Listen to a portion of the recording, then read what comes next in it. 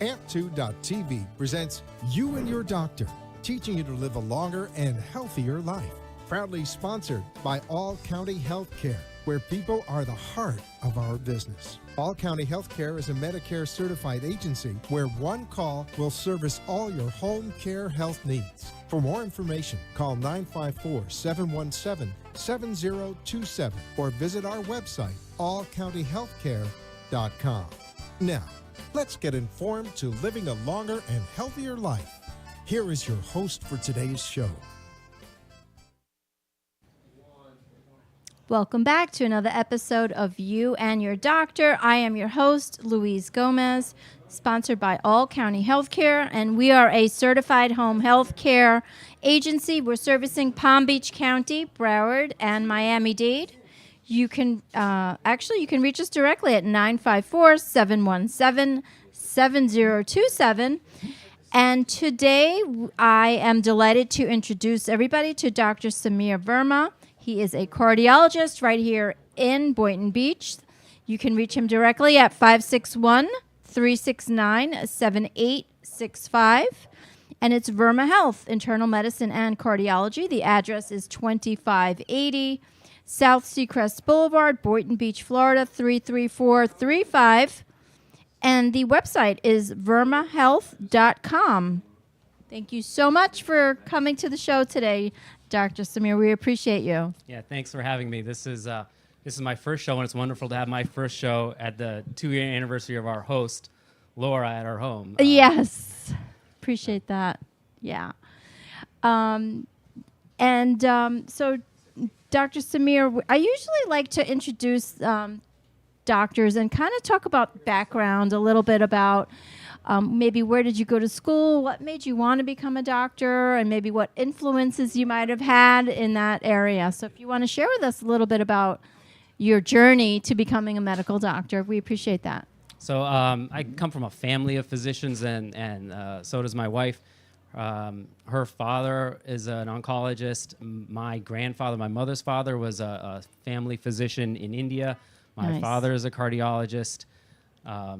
And so I grew up in medicine, and it was just a natural progression through my schooling and just natural interest. I went to college at the University of Miami, went to medical school at the University of Miami.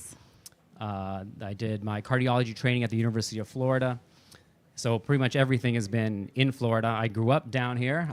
Starting at the age of 6, so that's 36 years in South Florida. So I think I'm a true Florida native, and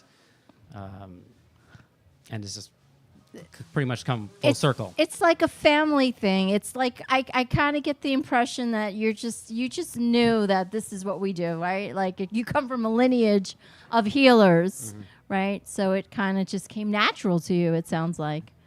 It did. I think there was natural interest, and then there was a natural aptitude. I will say that I get this question often. If my father was not an interventional cardiologist, would I be an interventional cardiologist, or did I become one because he was one? And I can think of other medical specialties that I probably would not have chosen if he were one of those. So I think both he and I appreciate cardiology for the many things that we can do in terms of having patient relationships in the office and still doing procedures and taking care of patients in the hospital, in the intensive care unit, or in an observation unit. Just encompasses everything. So you are a true family physician's office, because I know you said your father is still working there, and your wife also is there. And so it really is a family-run business. So I like that. Yeah. So I think we're a family practice in every sense of the word. Yes. The physicians are all family, and my wife's internal medicine, which is family practice. We take care of patients that they're the patient, the patient's spouse, the patient's parents, the patient's children. We take care of entire families. Unfortunately, no one under 18. Oh, okay. And they feel like our family too. I think we care for the patients, but we really care about them as our family. If something happens to them, a car accident or whatever it might be, Sure. or death in the family or anything, I feel connected to them and have sympathy for whatever else may be going on, even though it's not related to the heart. You know what I love about that? Because that, to me, it kind of reminds me of back in the days, when it was really a family business and really a physician that had run a family business. So it kind of gives that feeling of old school, really caring, and I feel like that may be a component that's lacking in many different places, and you guys have that. I think a lot of practices that a lot of people will find in the area are run by corporations Correct. or private equity, or Correct. they have several physicians. They may not see their doctor. They may see a nurse practitioner or a physician assistant exclusively and not the physician. There's a lot of turnover in office staffs.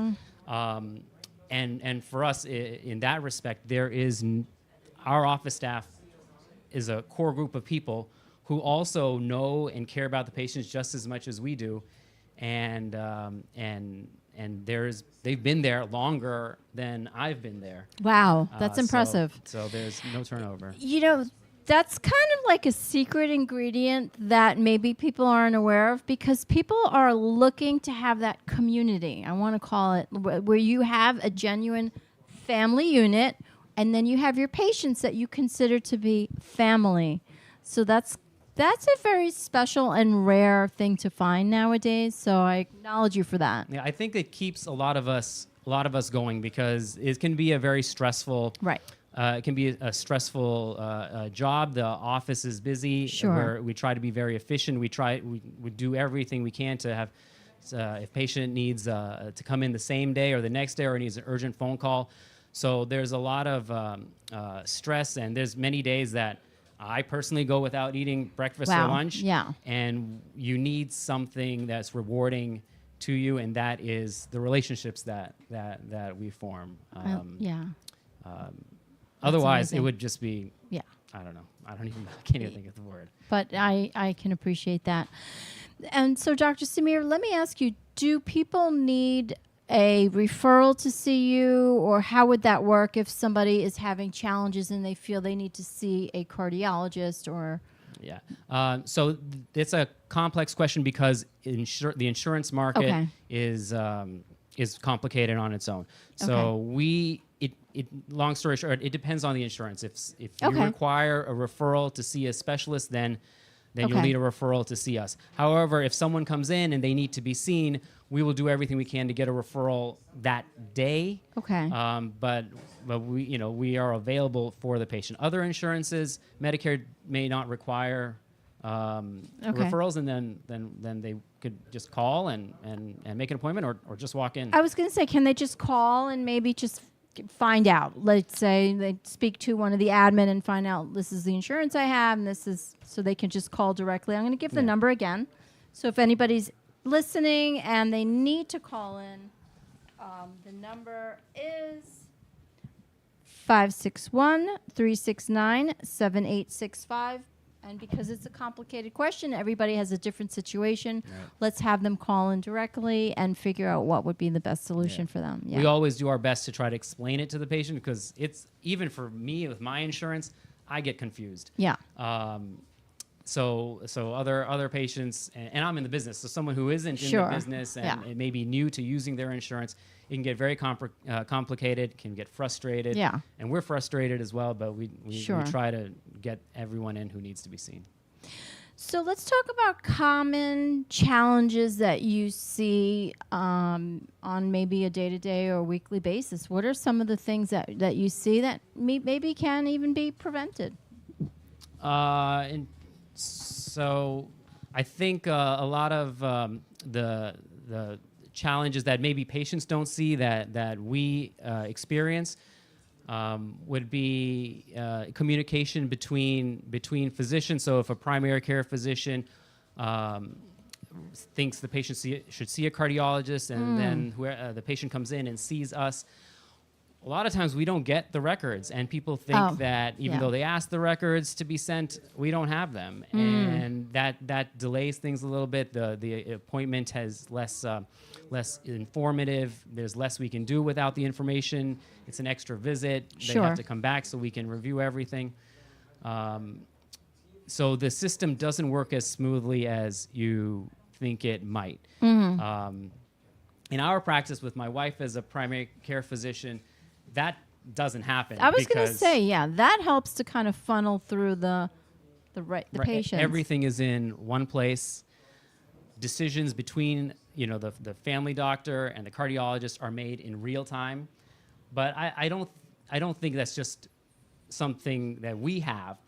There are other practices, other lung doctors, kidney doctors that we have good relationships with. Oh, and good. I just pick up the phone. I like that. And my father, my wife, me, we call them. Nice. We get an answer right away, and Nice. and decisions are essentially made I like right that. away. So what are some common ailments that happen that you're noticing with heart disease? What are some of the commonalities? Right. So the number one cause of death is coronary artery disease. Is it really? And there is a lot that we can do in terms of prevention that I think patients don't recognize. There are patients that I see in the hospital after having a heart attack, right? And they haven't seen a cardiologist, and they could have been screened and maybe started on medications, or at least understood their risk and maybe made lifestyle changes that could have prevented a heart attack. I think a lot of people don't understand that there is a lot we can do for prevention. Some of it is basic. Some of it is just getting your cholesterol checked. Some of it is someone telling you that your blood pressure is high and you don't even know. Right. Understanding, I think this comes down to a lot of just general health literacy, understanding what you're eating and drinking and putting in your body. I get confused sometimes when I'm trying to buy healthy hot sauce, and then I buy bought one that not so wasn't. healthy, right? Especially in a world where there's a lot of artificial sweeteners, and people think that these are healthy options. It's not easy for everyone to understand. So just talking about that can help someone make healthy decisions. Then there's other kinds of testing that we can do on the preventive side. Coronary calcium score can be very helpful. What is that? A coronary calcium score is a simple, I call it a mini CT scan that just lights up any kind of plaque buildup around the blood vessels of the heart. How is that done? A coronary calcium? It's a lot of times people get CT scans. They think they're going to have to drink something, or they're going to have an IV and get some contrast. But this one is just a quick flash of X-ray that lights up calcium around the blood vessels of the heart, and it can tell you at any point in your life if you have plaque buildup or not. And if you do have a lot of plaque buildup, then you may have a different cholesterol target than if you had zero plaque buildup. And I have found this a very helpful test, very simple, and I can't find one person who I did not think it would help. Wow. I want to repeat that because I never heard of it. Coronary calcium test. Yeah, a calcium score. Calcium score. So they're able to see the levels of the blockage with this test, or how does that work? Yeah, so this will only tell you if there's plaque buildup. It won't buildup. tell you if there's a significant narrowing, or if the calcium is building up and the blood vessel is getting narrow, or it's building up on the outside. Okay. There's other testing we can do to help paint a full picture. That includes a stress test, coronary CT scan, which is different from the calcium score. What is that coronary CT scan? So a coronary CT scan is more of your traditional CT scan, where you have to have an IV, you get contrast, we have to make sure your kidney function is okay for the test, and that can look more at the anatomy of the blood vessel to see, is there a narrowing, what kind of plaque, where exactly the blockage is, if any. So that's just another layer of testing we can do to tell someone their risk, or try to explain some symptoms that they may be having. Interesting. Where do you see technology going? I always love to ask this to doctors because we're in such an amazing era of technology and it's changing so quickly. Where do you see the technology 20, 30 years from now as far as, ability to scan the heart? Right. So technology in medicine takes a long time to go from bench to testing to to ready for prime time for use in patients, and I think that we're progressing towards more non-invasive ways of evaluating the heart. I like that. And the CT scan is one way to do it. A stress test, a nuclear stress test, is another way to do it. What does that entail? A nuclear stress test? So that's probably the most common way of evaluating someone's symptoms. If you come in with chest pain and we're not sure if it's coming from your heart or it could be acid reflux or something else, then a stress test is a way to indirectly look at the circulation of the heart and see if there's a possible blockage. And these tests we do them in our office all the time. Oh, it's done in office. Right. So nice. I think the other nice thing that our office has is that almost all of the testing, other than the CT scan, is done on site. On site. That's really impressive. And hopefully we even try to get things done same day. Wow, that's really impressive. I want to go back to basics because, you did mention, we did speak about maybe diet and what are some other natural ways that we can prevent heart risk, or because you said it's the number one leading cause of death. So right. So the first thing, the way I look at it is you have to enjoy your life. So important factor. Enjoy your life. There are things that I recommend that patients should do, but I'm not saying you should not have a hamburger if you want to. But people laugh when I say this, but I really mean it. If it tastes good, don't eat it. Your tongue knows if it's going to be salty, sweet. If it has fat, it's going to taste good. And those things, they do. If you do eat too much of those, you could have blockages. You could have heart attacks. But keep in mind, I enjoy a steak and a cheeseburger, and it's. You have to enjoy your life, but you have to know what you're doing, and maybe you'll do it in moderation or moderation. So diet is a huge important factor. I think it's one part of it. Diet. What else? Fruits and vegetables, exercise, medications for people who need it. If you have other illnesses like diabetes, then you might have to be on cholesterol medicine, even if your cholesterol is normal. Really? So these are all a lot of nuances that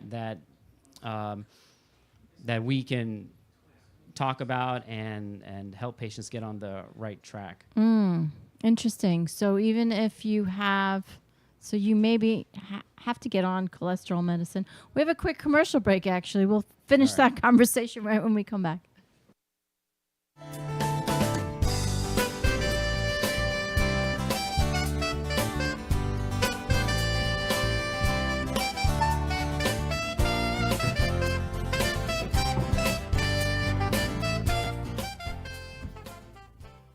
All County Healthcare has exciting news for any and all patients with COPD or other respiratory ailments. Listen to what renowned pulmonologist Dr. Keith Robinson has to say. Hello, I'm Dr. Keith Robinson, board-certified pulmonologist, medical director at Fusion Health Pulmonary Rehabilitation, and a board member with the American Lung Association of South Florida. We have exciting news for patients with COPD. We now offer IPV therapy at home, which has been demonstrated to improve airway clearance, decrease hospitalization, and improve quality of life of patients with COPD. Please call All County Healthcare for more information about this FDA-approved therapy.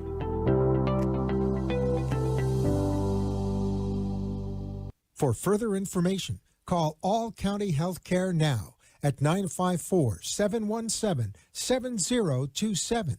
That is 954-717-7027, or visit our website at allcountyhealthcare.com. You can also find us on Facebook, YouTube, Twitter, Instagram, and LinkedIn. Remember, All County Healthcare always puts the patient's needs first. You are listening to You and Your Doctor, Living Longer and Healthier, an informative show that helps you find answers to questions you always wanted to ask, but did not have that somebody that could make a difference in your life. Call into the show if you have a question at 888-565-1470, and we will put you on the air to inform all our listeners. Now, back to our show. Thank you, everybody, for coming back to You and Your Doctor.